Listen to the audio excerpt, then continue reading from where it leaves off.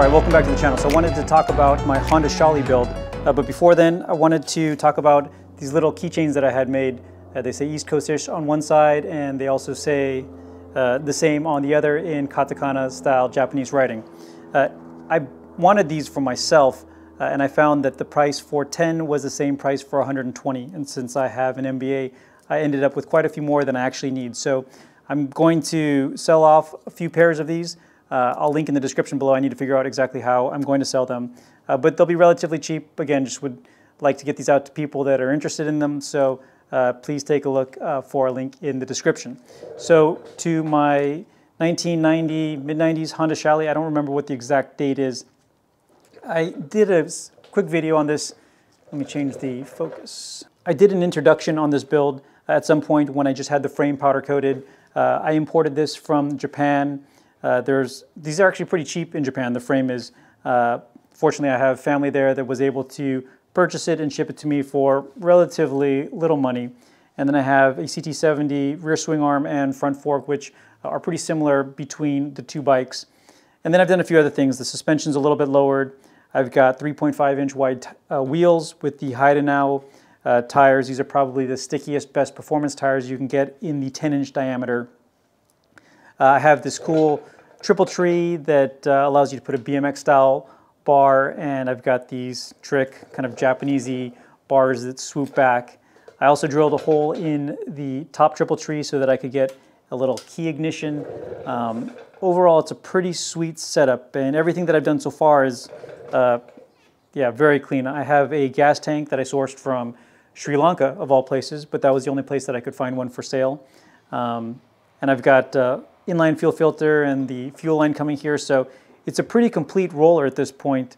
Just needs an engine, electronics, and finishing up the brakes and controls, and then the bike's done.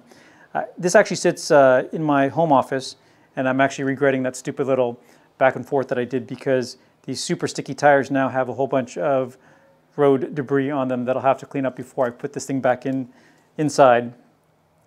But I've been staring at this bike for the last couple of months, slowly piecing small, different parts together, and I feel like I'm losing a little bit of interest in it. So I'm interested in what you guys think on how I should finish off this bike, or if I even should.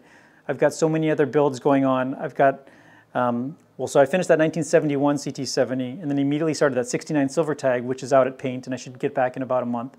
And then, actually, 2 days ago, I bought another CT70 that I'm even more excited about than my Silver Tag bike.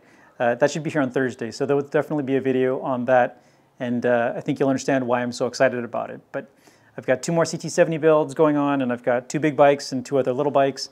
I just don't know, even if I finish this, exactly where it fits in my garage overall. I also still have that Honda Navi on order.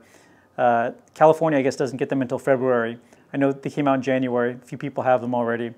I'm second guessing that one too. I'm not sure exactly what place that fits in my garage, and anyway, we'll see how that one goes. But let me know what you think on this one, whether I should finish the build. If I do, how exactly I should finish it off, and if anybody is interested in finishing it for me, let me know. I don't think I've ever seen a Honda Shally in person outside of my garage here, so it's definitely unique, and it's also in a position to be finished off really cleanly. To that end also, the 71 CT70, which when I built I thought was going to be one of the bikes that I'd keep for a long time.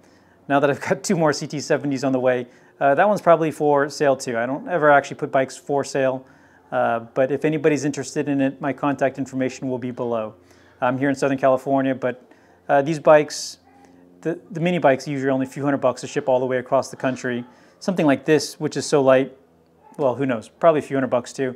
And if you're local anywhere here in Southern California, I'm sure we could meet up. Damn, that was the second video in a row where I've had an audio problem right at the very end of the video, but the car's back in the garage, the bike's over there. I'm not going to try to set everything back up, but I do want to thank you for watching the video.